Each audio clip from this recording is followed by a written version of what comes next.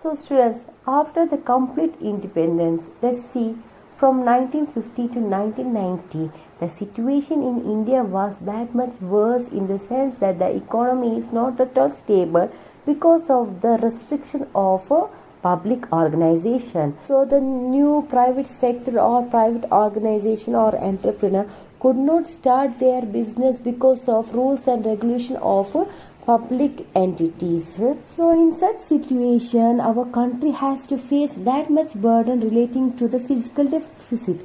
So you have doubt what is fiscal deficit? It is the money borrowed by the government on account of excess of expenditure. The expense is more than that of income, revenue.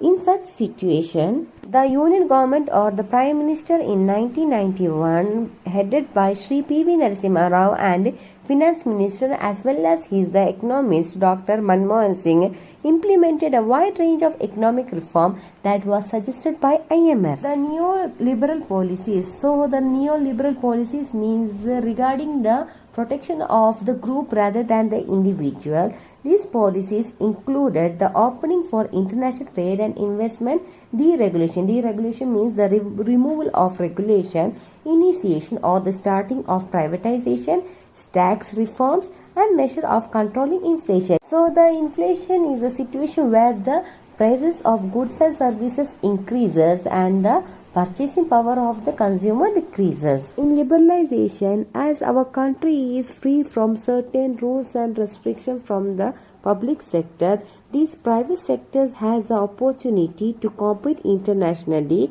contributing to GDP or gross domestic product growth and generating foreign exchange through trade and commerce. As far as the concern relating to the developing countries, services and exports of goods plays an important role. India's IT or information technology services have become globally competitive as many companies have outsourced or hired the employees to countries where the costs are lower. For example, the rich or developed country, they used to hire the employees from the developing country in such a way that the developing country has the low standard of living compared to the developed country.